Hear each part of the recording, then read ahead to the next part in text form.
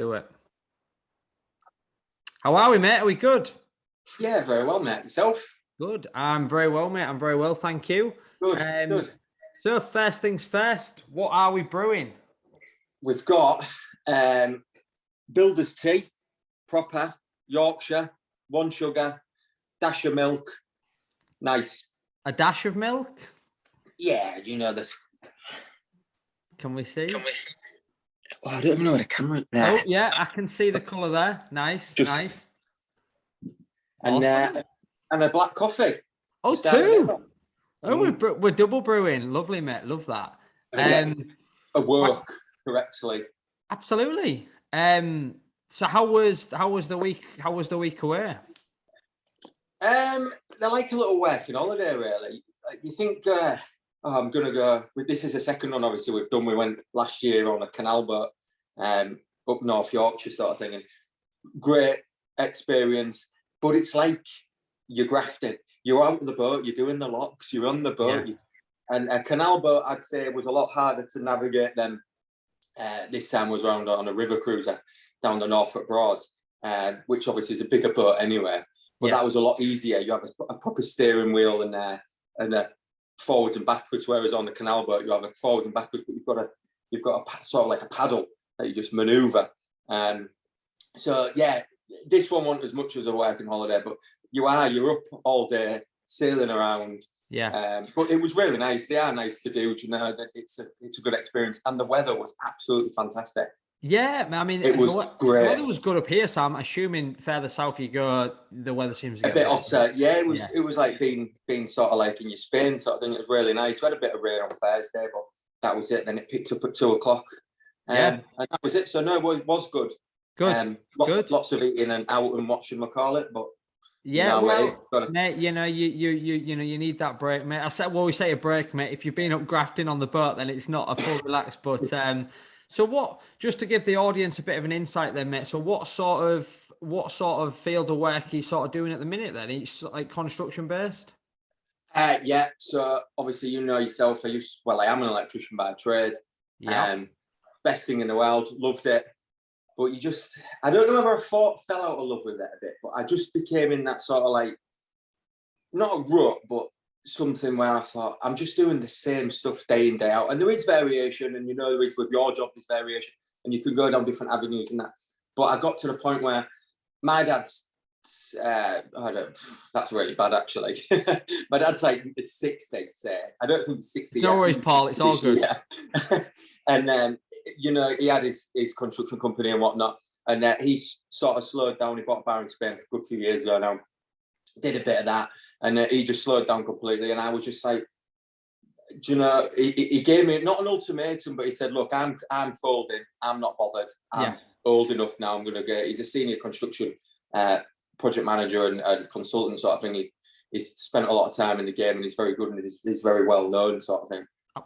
So he sort of like took that easy route and said, I'm going to go and do this. He said, but it's your son if you want it. But he offered to help and this and that. And I do like to take advice from him and whatnot as and when. But we renovate houses for the council, which isn't the council. They're all private investors. They put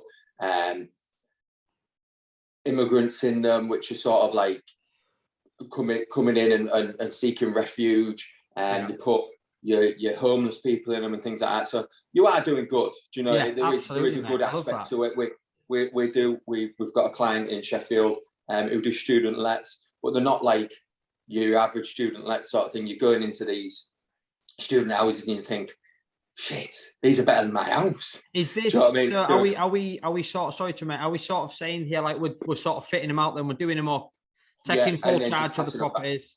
Yeah, and then just giving them back and saying, there you go, sort of thing. There's your invoice.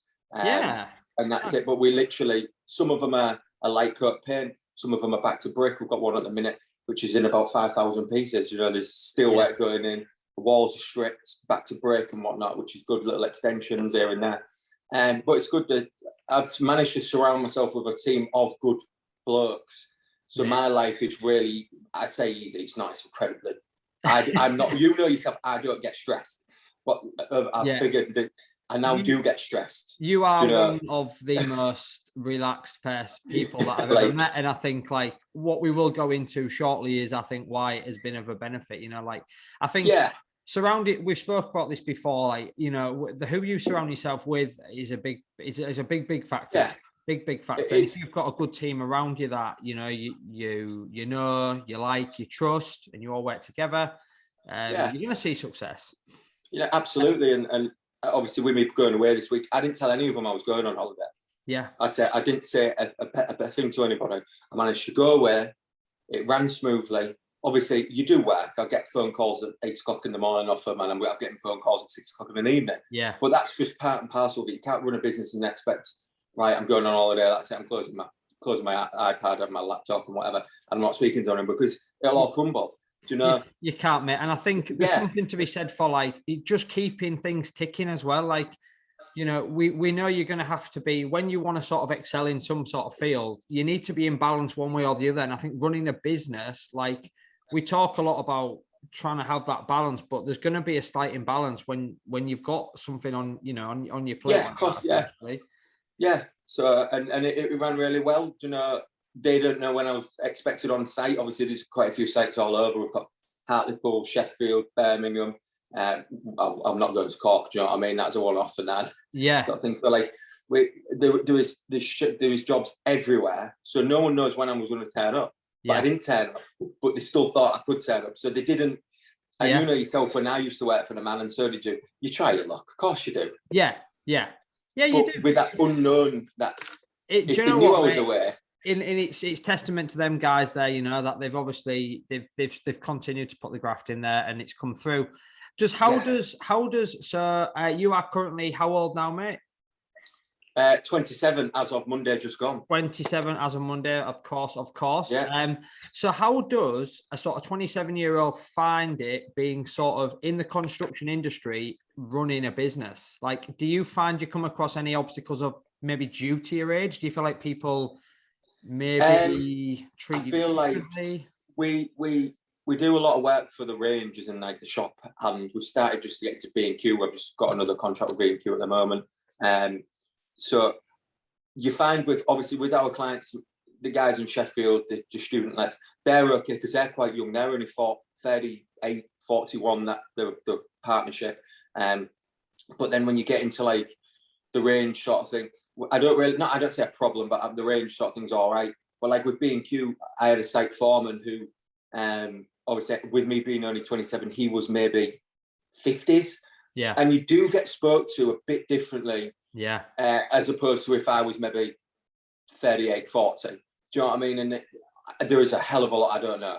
Like I am. We're always learning at the beginning. We're always learning at the beginning. I like to go in feet first, sort of thing, and you do get treated a bit differently.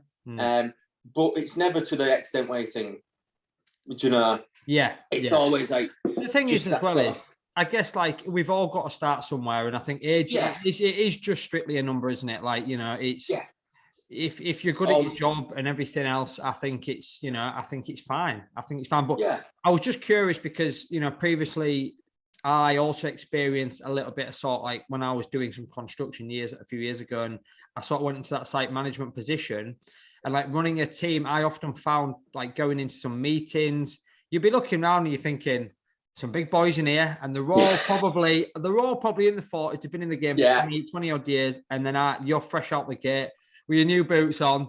I mean, not to say that we haven't done the work of the labouring side, but never to that extent. But then you come in and you're still finding your feet, and you've got to almost like be yourself, but you've still got to show a level of confidence to ensure that you keep up with the big guns. You've got to be stood up there strong, saying, I do know what I'm on about. Even, look, I blagged my way through a lot of stuff, and so probably have you. Do you know what I mean? But if you're not confident, people can see that, and they'll smell it. They'll get it. They'll pinpoint you on it, and they'll go, right, we can get him. Do you know what I mean? And are we talking here potentially, like if they see a weakness in terms of, if they think we can probably get him to get a bit more money off or something, and they'll get you and they'll hunt you. But I think it's quite sad to see that. Like as I've realised, I've just sort of said there, like almost trying to be yourself, but you've still got to display a level of confidence that you might not necessarily have at that particular time. There was one other thing that I saw on your socials a few weeks ago now, and I think it was like a meme, and it was like, if you want to lose half your friends, work on yourself for 6 months. Yeah. So what's your sort of thoughts behind that, mate? Because I think when I read it, I'm nodding my head. Do you know, I feel like you and I, obviously we knew each other a long time ago, sort of thing. I probably would say I hung around with your sister more than I knew and spent time with you. Absolutely, back in the day. And it's funny how things change. Do you know what I mean? Yeah. But what I'd say is, like, you know, obviously your friendship group can be ginormous. Like I had friendship, like lots of different friendship groups of different groups of people. Yeah. And you spend a little bit of time not communicating, but away from that group, because you're trying to like build something or do something, or like I spent, obviously I did a house, well, God, a good few years ago now, and I spent a lot of my time and weekends there doing that, just to get a bit of money in the bank. And then sort of like, I didn't distance myself from people, but my priorities had just changed slightly. I still did things with people, but I was spending more time doing that, and people sort of like think, oh well, he's not spoke to me this week, so I'm not gonna speak to him. And like, people just grow apart, not grow apart, but like they do, man. They value things differently, and it's surprising that you think I didn't speak to you this month, but you know, lads can speak to one another. I could speak to someone I hadn't spoken to for 2 years and still be like tight as out. But like, yeah, I think people do change over the years, and they sort of like, people are still stuck in that same rut and that same routine sort of thing. And I stopped, you know, I used to go out every weekend, and it was sometimes it was a Thursday, Friday, Saturday, Sunday. Sometimes it was just Friday, Saturday, Sunday. But once you stop doing a bit of that, people stop not talking to you, but stop giving you that call. Oh, how are you doing, sort of thing.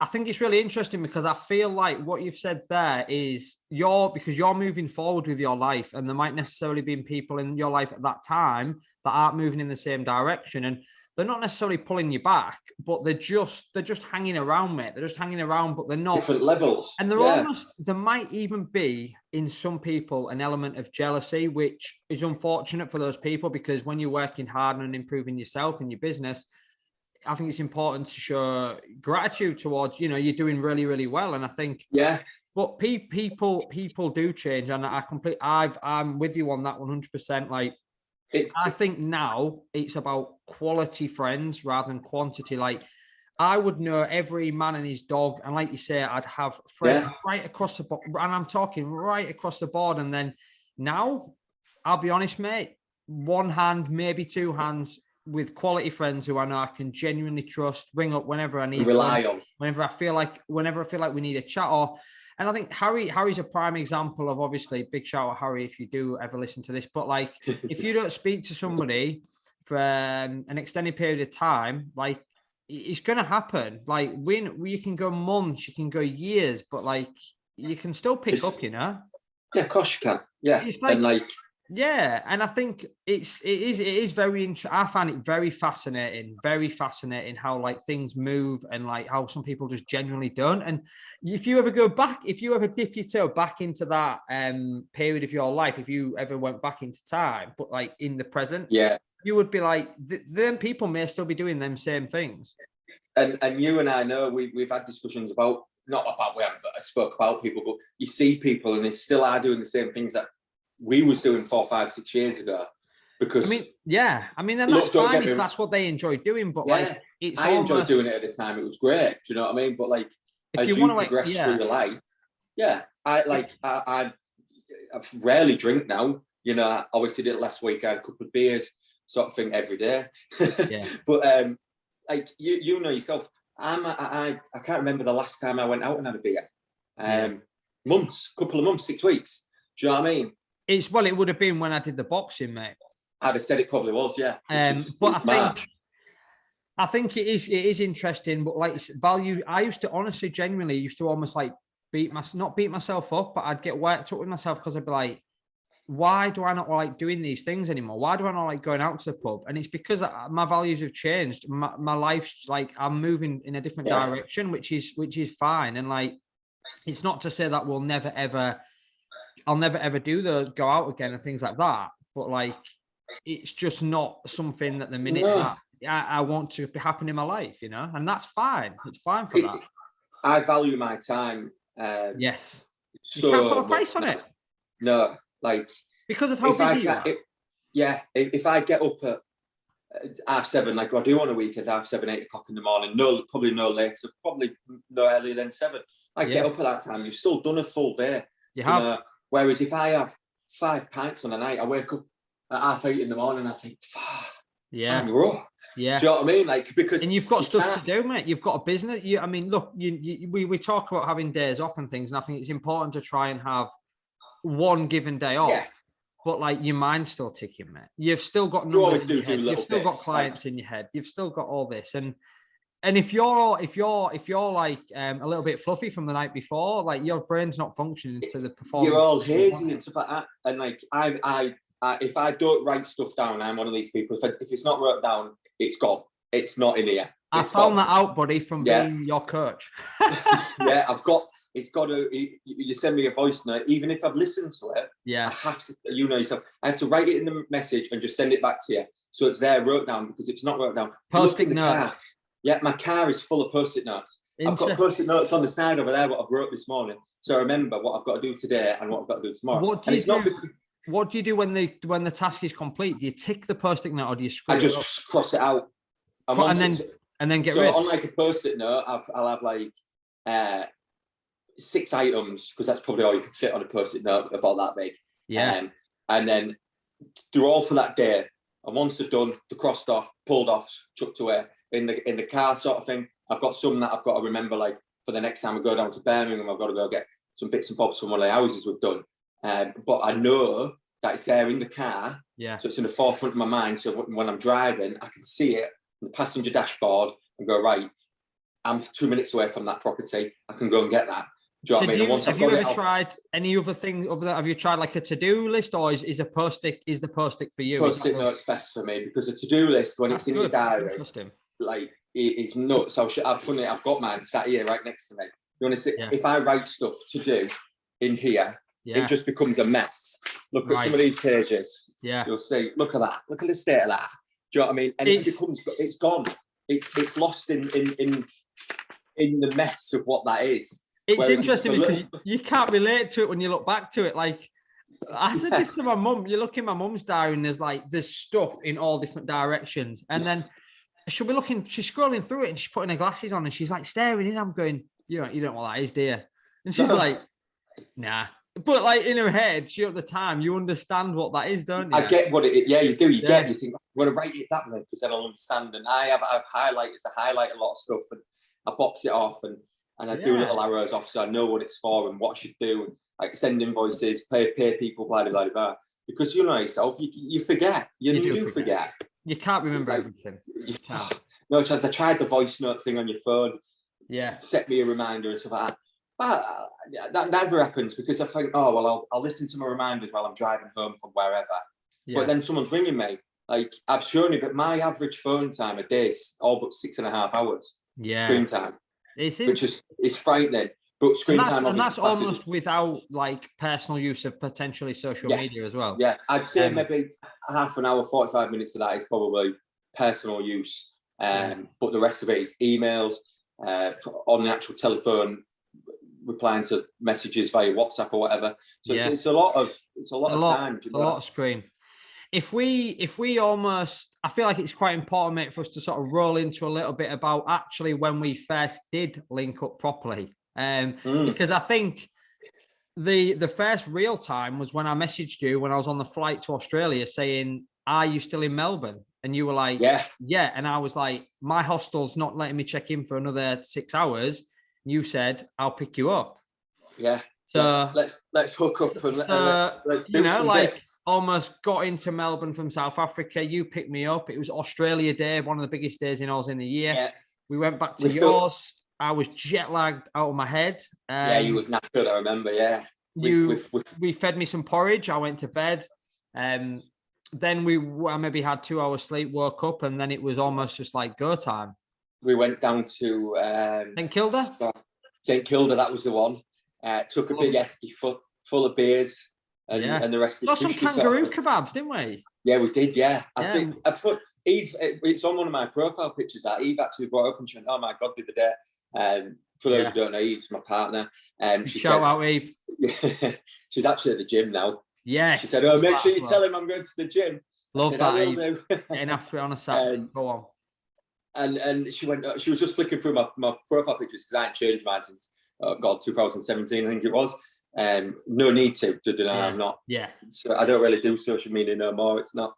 I do enjoy having a look at it. So I use it more now as a tool to find labour. Yeah. But the and she was like, "Oh my god, what this? You've not changed one bit." And she was like, "I didn't even know Josh had a picture, a tattoo on his back." And I was like, "Oh fucking hell!" That was like literally either the day you came or the day after. It was the day. Like, it was the day, wasn't it? And then we just sort of plowed. I almost remember plowing through the jet lag, and then carried on the beers, and then I was staying at a hostel. And I think I booked that hostel for a week, and I think I stayed at yours twice, maybe. 4 times, maybe, yeah. I remember that we were talking about getting this farm work bashed out, and I remember it over a few beers. And I remember waking up with a thick head one morning, and you were like, "We're going now," and I was like, "Yeah, let's just go."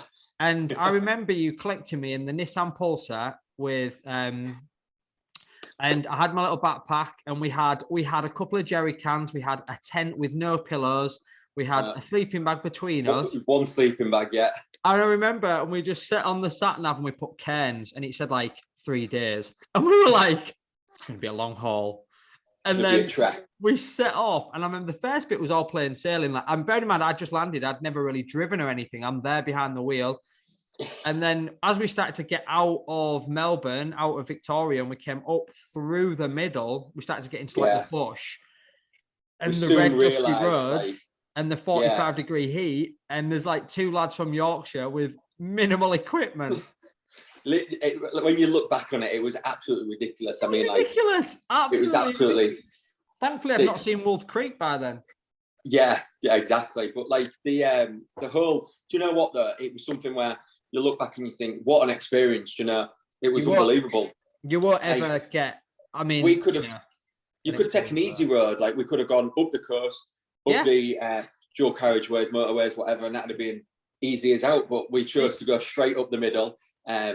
Not really thinking about it properly or safely or like processing it, but we just jumped in, 4-speed, automatic, no air conditioning. I remember like, because we were trying to save fuel, and we were like, we'll put the aircon on for 3 minutes, full blast, and then we'll suck that for as long as we can. And I remember the petrol gauge was a bit dodgy, and it's moving. And I'm thinking, shit. And then the nearest town was like 200 kilometers, and I'm thinking, I don't know if we're going to get here, you know. And then I remember like just getting there, fueling up. But then that first night, we stayed in a tent by some random lake, croc infested. And I remember it had signs saying "Do not swim." Do you remember? Because we'd already swam. Or something like that. Yeah, so it was in there. We had a little wash. Yeah. And then I remember like it was getting dark, obviously, first night in Oz, and you've heard the spiders. And then I remember like, I was like, what is that? And then like we took a picture, and it was like a wolf spider or something. And it was massive, like literally the size of my face. And then he'd gone out running off, and he came back with his mate, didn't he? With his mate, didn't he? Yeah, and there was another big spider in the tent, and we was like, they were just sending signals off like, we're going to get these 2 lads. Let's get them out. Let's get them. Let's do them in. And then, but like you say, when we look back, on that experience, I think I think it makes you who you are to experience those things. Like, I think we did stuff that you'd never think about, not like think about doing, but like think would have happened. Do you know what I mean? You think, you're just jumping in a car and driving. I don't even know how many kilometers it was, maybe like 3,000 kilometers. Yeah, 3.5. It was a long way. It was a long way. You don't think like, but the things that happened on that trip were like completely unexpected. So you think, I'll just jump in the car and drive that distance, and it'd be cool. We'll look at nice stuff. But like, there's so much stuff that happened. Yeah. And you think, shit. And then like, you'll remember a little snippet and like, oh my God. And I remember you messaging Matty Roberts saying, Big shout out to Matty Roberts, yeah. First host, first go. He was. And you was like, where should we do it? And he was like, oh, go to the BV. And obviously you spoke about the BV with Matty before on here. So like, and we was like, right, let's just go there. Got there, went and winged it outside Hell Farm. He said, oh, it's so-and-so and so-and-so. He had 2 random names. We just put our arms up and was like, right, you two then, come on. They picked us out of about 80 people. I was honestly blown away. They must have just looked and thought, oh, we'll have a bit of them too. But I don't know. These two look like idiots, still do as they're told. Either way, either way, when we look at it, it's a fantastic experience and you learn a lot about yourself. Yeah, no, and I'm going for a wedding in March back to Australia, so I'm not going traveling as such, but Eve and I are going to go across. We'll do a bit of this and we'll do that bit of that, but we'll do it differently to how you and I did it. So the experience will be different for us two, as opposed to when we went. It's a different they're two very different experiences, but very similar. Do you know? It'll be so it'll be good. Like, it'd be funny. I mean, we did some crazy shit, to be fair. And you know, you and Eve will experience it in just as good, maybe better as well, because it'll be it's a different format, mate, isn't it? Like, there'll be nicer hotels. Do you know? I mean, sort of jazz. Me and Elle was speaking about, like, summer holidays probably not going to be a go this year with other things going on, but maybe a bit of Thailand in early next year. And obviously I've done a bit of that myself, and I think it's not to say we need to go backpacking, but you can stay in absolute palaces in Thailand. So, but not a lot of money. But and the Thai and the big shout out to all the places I stayed. They honestly, they'll look after you. They will treat you like royalty. Royalty. Unbelievable. And Bali as well. They are amazing people. Amazing people. Can't fault. What sort of next for you then, mate? In terms of like life in general, like are you going to continue as you are? Do you see yourself doing anything else, moving anywhere else, or keep pushing? Every week. Obviously, company-wise, business-wise, we are growing. We're getting bigger and bigger. But we've had the discussion before, you and I. We got took for 55 grand last year, which was a big hit for us in our first sort of like 4 months of trading. Massive, mate. So it was a lot. It took us a long time to come over that, and the company that did us for that was because they had unbelievable growth within their first year, so they took on more than they could take on. So I'm very aware of like pushing, but you can't push too much because your bank account has got to facilitate the work that you're taking on, because no one wants to pay for a job before you've done it. So you're growing we are growing at a good pace. There's 9 lads. I've got 9 full-time lads. I've got Spike that does 2 days a week for me. A plumber that does probably like 1. So we are growing week in week, but you've got to be very careful that you don't go 100 mile an hour too quick, because I don't got there's a bank account, but there's only so much funds in there, and you've got to, that profit from the last job has to go to the next job as you grow. But if I take on 5 jobs extra, I've got to be able to facilitate that, labour-wise, not only labour-wise, but monetary value as well. So I am growing in that aspect. Even I are looking at moving house at some point, but the market at the minute is absolutely insane. I think you almost look at that as well, mate, like energy levels, like you say, in terms of like bank and money. It's almost like you only get so much energy, and you can't, if you're running low on energy, how the hell can you give more energy to another activity? And I suppose you can look at it as a little bit as a similar, just to sort of break it down into a different way, but like energy levels are the same, isn't it? You get so much, and when you're redlining yourself at work and your levels are coming down and down and down, like you've got to protect your performance is going down, and you think you've got to make sure you're on top of your A game, because you're talking people's livelihoods, money. I've got a mortgage to pay. You've got all of this. As soon as you start to flag and let it all fall, when you get complacent, isn't it? It's when you get stagnant. And I think it's super important in business, in life in general, to keep checking in with yourself, like every week. Like, give yourself 10 minutes on a Friday or a Saturday or a Sunday and just think, how's this week gone? Like, what can I do this week to maybe make make it better than last week? Like, how can I, is there something that I'm struggling with? Like, for me, like a small struggle this week would have been, I've been telling myself I need to start reading more again. And I've been making excuses up, and I've almost got an action plan for next week, how I'm going to set myself like 10 minutes per day just to turn some pages and do something for me, you know? And I think you've just got to reassess, you've just got to evaluate yourself, haven't you? Yeah, you've got to take a back seat, not a back seat, but like sit back and think, right, okay, am I doing everything okay? Not okay, but is everything going all right? Am I happy? Because you can get clouded. You can get clouded, and it's really easy to think you're living this life and everything's hunky dory and it's great, but you might not necessarily be happy. Like I value, like we just said, time so much now because I don't have a lot of it, you know, because my life isn't consumed by work, but it is, in a fashion, it is consumed by work. So when I get time off, like we're going away in 3 weeks, that again is time off where I'm really looking forward to it. We've got an action plan. We know where we're going to go. We're going to see these things, and that's the time that you actually value. Do you know? Eve's coming back from the gym. We're going to take the dog up. He's getting a haircut, not haircut. He's getting a blow dry, and that's time where you value it because it's you time, and like you've got to sit back and go, right, I am actually enjoying what I'm doing. Do you know? Because you can get covered up by madness that is going on. Not just in work, in the world, you know. Look at the last 2 years have just been clouded by coronavirus, you know. Absolutely. That caused a lot of bad in the world, you know. But it's also caused a lot of good, I think, because people have started reevaluating their life. And you look now, people are going, they've spent money on their houses, they've spent money on going on holidays, you know, and they're valuing time with people more, I think. I feel like everybody's there's gratitude more. There's gratitude's been spread around. You know, people are prioritizing their health more. People are prioritizing time with the family.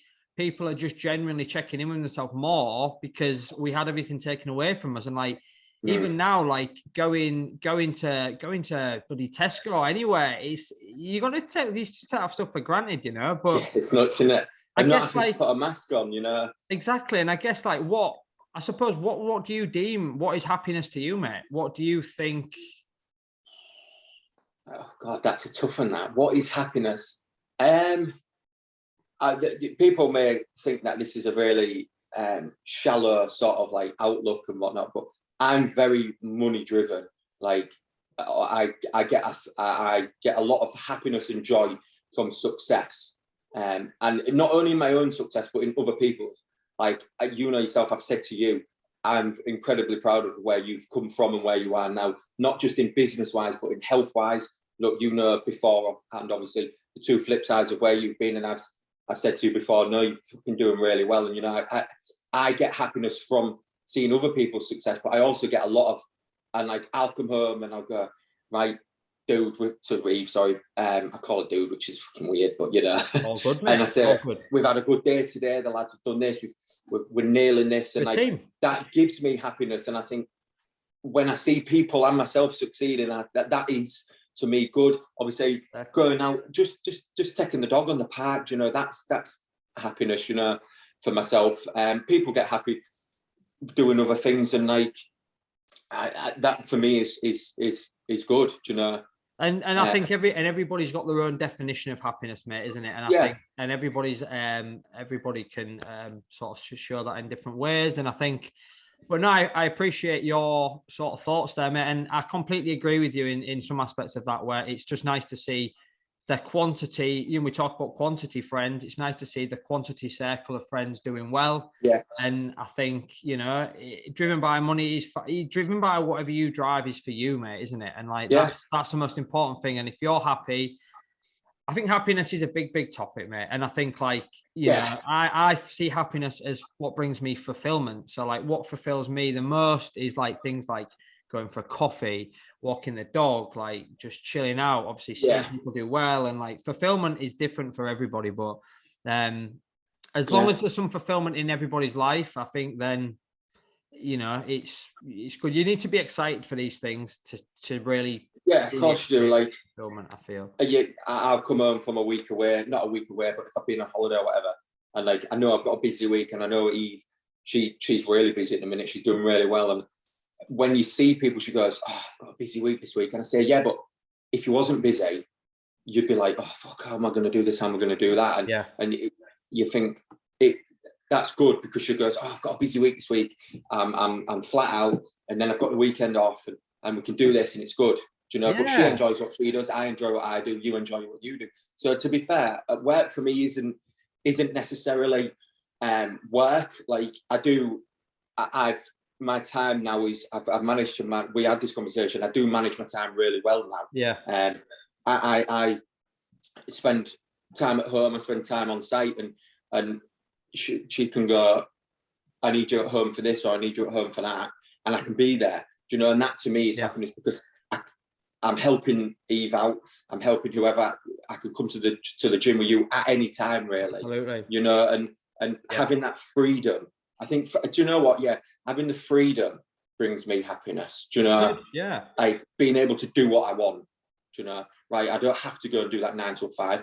I want to go to the gym at dinner time. Yeah. But I can still work. I'm still getting done what I need to get done in that time. But yeah, probably freedom is that brings me a lot of happiness, and the ability to do what I want. I think. Oh, to be fair, mate, I think that's a fantastic. And I think that is a fantastic way to almost wrap up the conversation, because I think like people, fulfillment is hard to come by, but I think if people can pause for a second and think about that, then maybe they'll be winning. But mate, no, thank you. Thank you for taking that time, mate, out your morning. I appreciate that. I think it's been a very, very insightful chat. I know we talk a lot, but I think I always get value from our conversations, mate. And I think I learn a lot from you, and vice versa. I learn a lot from you. Absolutely, mate. So, but yeah, I hope I hope things go well for you, mate. Obviously, I will be seeing you very soon. But Monday, after state, it's wrote down. That's all good. But well, I hope you have a good day, my friend. Yeah, I hope you do too. And I will be seeing you next week. Yeah. But yeah, have a good day, mate. Awesome. Thank you for coming on, buddy. Bye. Bye.